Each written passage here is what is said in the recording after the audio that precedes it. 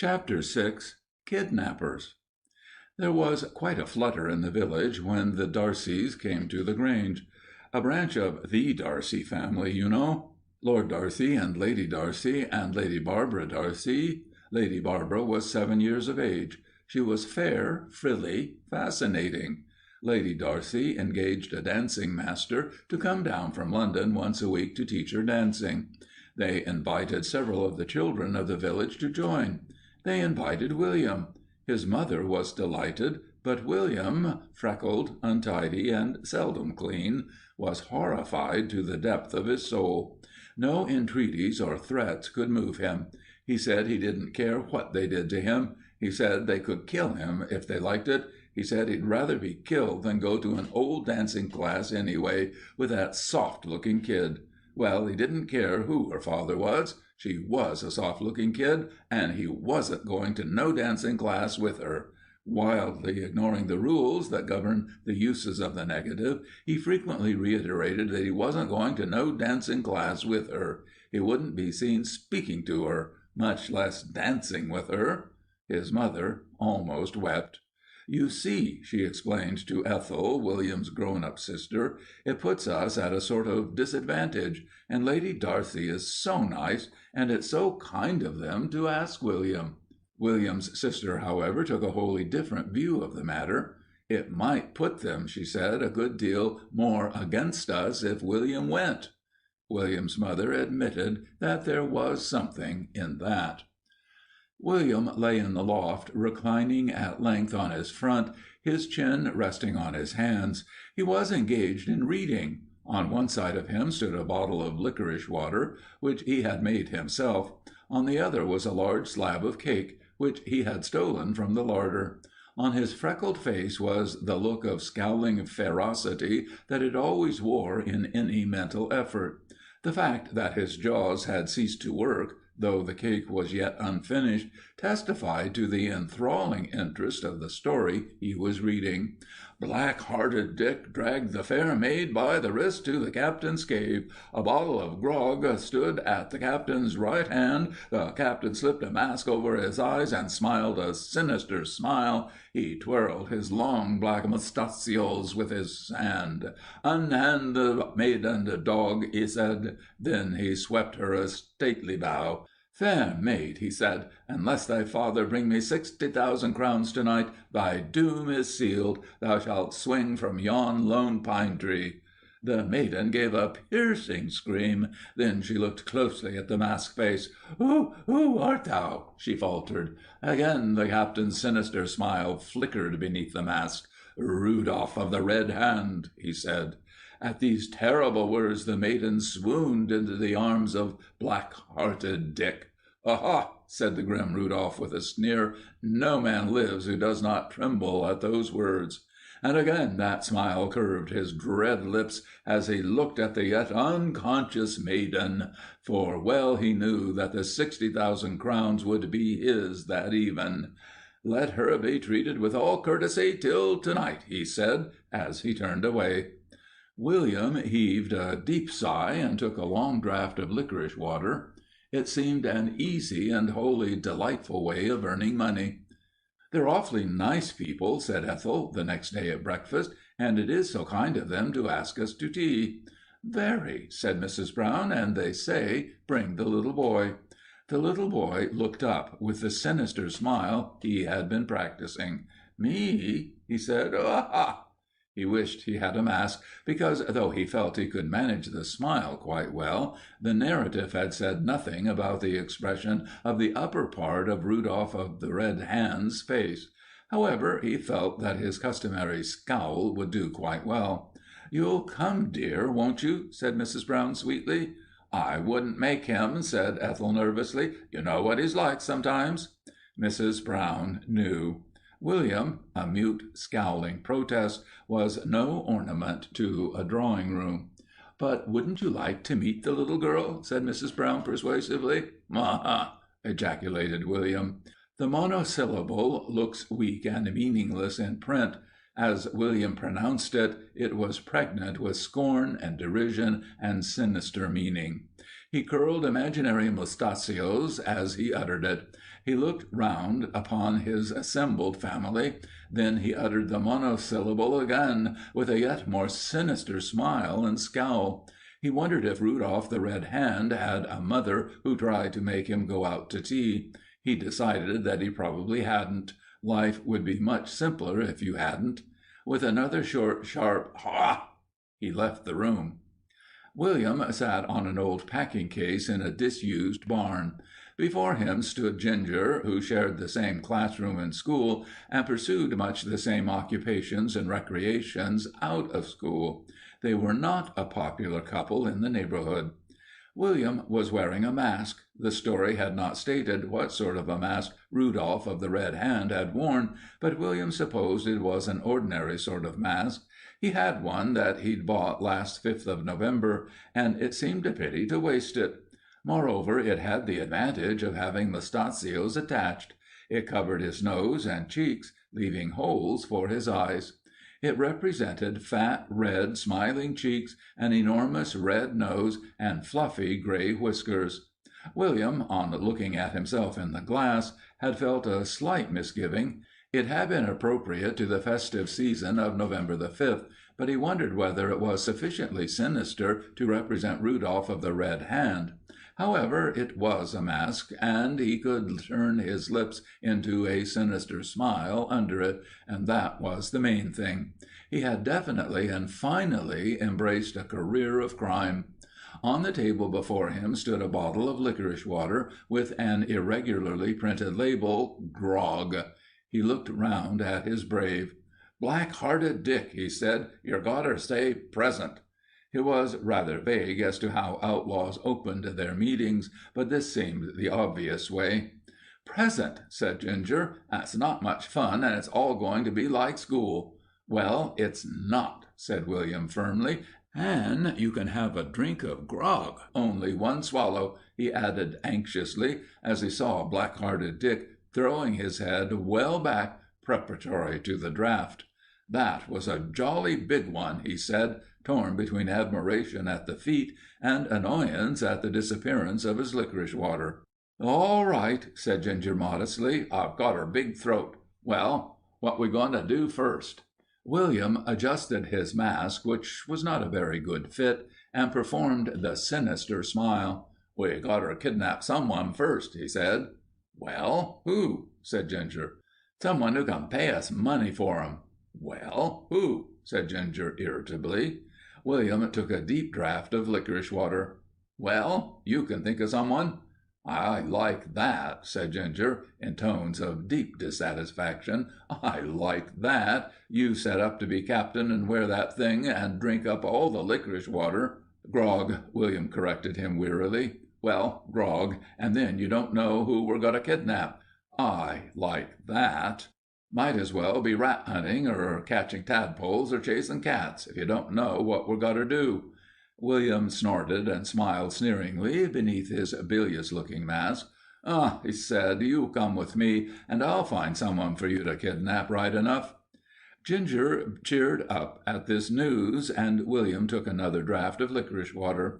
Then he hung up his mask behind the barn door, and took out of his pocket a battered penknife. "We may want arms," he said. "Keep your dagger handy." He pulled his school cap low down over his eyes. Ginger did the same, then looked at the one broken blade of his penknife. "I don't think mine would kill anyone," he said. "Does it matter?" "You'll have to knock yours on the head with something," said Rudolph of the Red Hand, grimly. "You know we may be imprisoned or hung or something for this." "Rather," said Ginger, with the true spirit of the bravado, "and I don't care." They tramped across the fields in silence, William leading. In spite of his occasional exasperation, Ginger had infinite trust in William's capacity for attracting adventure. They walked down the road and across a stile. The stile led to a field that bordered the grange. Suddenly they stopped. A small white figure was crawling through a gap in the hedge from the park into the field. William had come out with no definite aim, but he began to think that fortune had placed in his way a tempting prize. He turned round to his follower with a resonant "Shh!" scowled at him, placed his finger on his lips, twirled imaginary mustachios, and pulled his cap low over his eyes.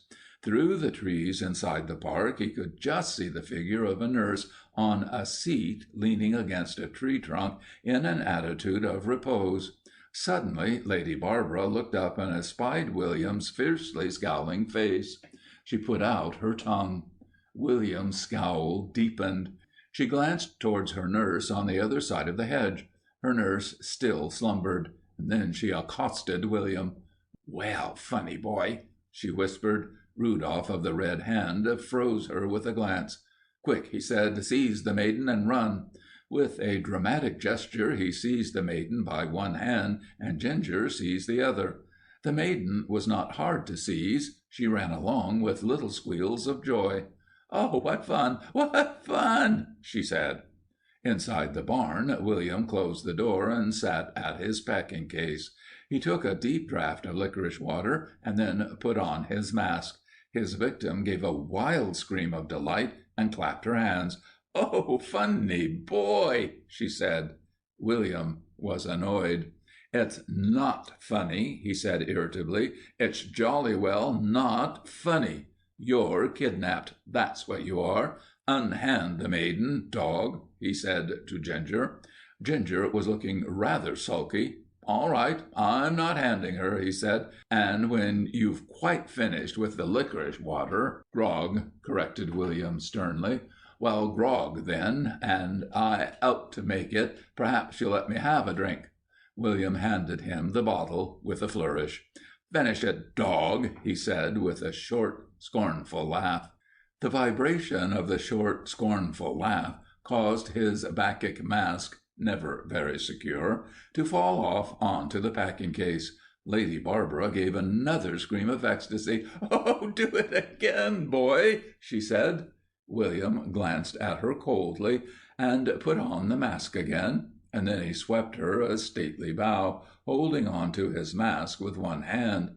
"Fair maid," he said, "unless thy father bring me 60,000 crowns by to-night, thy doom is sealed. Thou shalt swing from yon lone pine." He pointed dramatically out of the window to a diminutive hawthorn hedge. The captive whirled round on one foot, fair curls flying. "Oh, he's going to make me a swing! Nice boy!" William rose, majestic and stately, still cautiously holding his mask. "My name," he said, "is Rudolph of the Red Hand." "Well, I'll kiss you, dear Rudolph Hand," she said, "if you like." William's look intimated that he did not like. "Oh, you're shy," said Lady Barbara delightedly. "Let her be treated," William said, "with all courtesy till this even." "Well," said Ginger, "that's all right, but what we going to do with her?" William glanced disapprovingly at the maiden, who had turned the packing case upside down and was sitting in it. "Well, what we going to do?" said Ginger. "It's not much fun so far." "Well, we just got to wait till her people send the money." "Well, how are they going to know we got her, and where she is, and how much we want?" William considered. This aspect of the matter had not struck him. "Well," he said at last, "I suppose you'd better go and tell him." "You can," said Ginger. "You'd better go," said William, "'cause I'm chief." "Well, if you're chief," said Ginger, "you orter go." The kidnapped one emitted a shrill scream. "I'm a train," she said. "Shh, shh, shh." "She's not acting right," said William severely. "She orter be fainting or something. How much do we want for her?" 60,000 crowns, said William. "All right," said Ginger. "I'll stay and see she don't get away, and you go and tell her people, and don't tell anyone but her father and mother, or they'll go getting the money themselves." William hung up his mask behind the door and turned to Ginger, assuming the scowl and attitude of Rudolph of the Red Hand. "All right," he said. "I'll go into the jaws of death, and you treat her with all courtesy till even." "Who's going to curtsy?" said Ginger indignantly. "You don't understand book talk," said William scornfully. He bowed low to the maiden, who was still playing at trains. "Rudolph of the Red Hand," he said slowly, with a sinister smile. The effect was disappointing. She blew him a kiss. "Darling Rudolph," she said. William stalked majestically across the fields towards the Grange, with one hand inside his coat, in the attitude of Napoleon on the deck of the Bellerophon. He went slowly up the drive and up the broad stone steps. Then he rang the bell. He rang it with the mighty force with which Rudolph of the Red Hand would have rung it. It pealed frantically in distant regions. An indignant footman opened the door. "I wish to speak to the master of the house on a life-or-death matter," said William importantly. He had thought out that phrase on the way up. The footman looked him up and down. He looked him up and down as if he didn't like him. "Oh, do you?" he said. "And air you aware as you've nearly broke our front door bell?" The echoes of the bell were just beginning to die away. Rudolph of the Red Hand folded his arms and emitted a short, sharp laugh. "His lordship," said the footman, preparing to close the door, "is out." "His wife would do, then," said Rudolph. "Just tell her it's a life-and-death matter." "Her ladyship," said the footman, "is engaged in any more of your practical jokes here, my lad, and you'll hear of it." He shut the door in William's face. William wandered round the house and looked in several of the windows. He had a lively encounter with a gardener, and finally, on peeping into the kitchen regions with a scornful laugh, was chased off the premises by the infuriated footman. Saddened but not defeated, he returned across the fields to the barn and flung open the door. Ginger, panting and perspiring, was dragging the Lady Barbara in the packing case round and round the barn by a piece of rope. He turned a frowning face to William. A life of crime was proving less exciting than he had expected. "Well, where's the money?" he said, wiping his brow. "She's just about wore me out. She won't let me stop dragging this thing about, and she keeps worrying, saying you promised her a swing." "He did," said the kidnapped one shrilly. "Well, where's the money?" repeated Ginger. "I've just about had enough of kidnapping." "I couldn't get the money," said William. "I couldn't make 'em listen properly. Let's change, and me stay here, and you go and get the money." "All right," said Ginger. "I wouldn't mind changing to do anything from this. What shall I say to 'em?" "You'd better say you must speak to 'em on life and death. I said that, but they kind of didn't listen. They'll perhaps listen to you." "Well, I jolly well don't mind going," said Ginger. "She's a wearing kid." He went out and shut the door. "Put the funny thing on your face," ordered Lady Barbara. "It's not funny," said William coldly, as he adjusted the mask. She danced around him, clapping her hands. "Dear, funny boy, and now make me the swing." "I'm not going to make you no swing," said William firmly. "If you don't make me a swing," she said, "I'll sit down and I'll scream and scream till I burst." She began to grow red in the face. "There's no rope," said William hastily. She pointed to a coil of old rope in a dark corner of the barn. "That's rope, silly," she said. He took it out and began to look round for a suitable and low enough tree. "Be quick," ordered his victim. At last he had the rope tied up. "Now lift me in. Now swing me. Go on. More, more, more. Nice, funny boy." She kept him at it for about half an hour, and then she demanded to be dragged round the barn in the packing case. "Go on," she said. "Quicker, quicker." The fine, manly spirit of Rudolph of the Red Hand was almost broken. He began to look weary and disconsolate. When Ginger returned, Lady Barbara was wearing the mask and chasing William. "Go on," she said. "Tend to be frightened. Tend to be frightened. Go on." William turned to Ginger. "Well?" he said. Ginger looked rather disheveled. His collar was torn away. "You might have told me," he said indignantly. "What?" said William. "Go on," said Lady Barbara.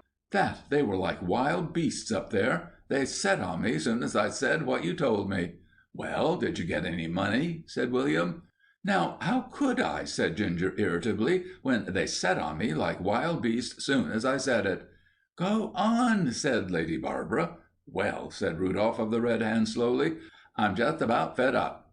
"And you couldn't be fed upper than I am," replied his gallant brave. "Well, let's chuck it," said William. "It's getting tea time, and we've got no money, and I'm not going for it again." "Nor am I," said Ginger fervently. "And I'm fed up with this kid." So am I, said Ginger, still more fervently. Well, let's chuck it. He turned to Lady Barbara. You can go home, he said. Her face fell. I don't want to go home, she said. I'm going to stay with you always and always. Well, you're not, said William shortly, 'cause we're going home. So there. He set off with Ginger across the fields. The kidnapped one ran lightly beside them. I'm going where you go, she said. I like you. They felt that her presence would be difficult to explain to their parents. Dejectedly, they returned to the barn. I'll go and see if I can see anyone looking for her, said William. Get down on your hands and knees and let me ride on your back, shouted Lady Barbara. Ginger wearily obeyed.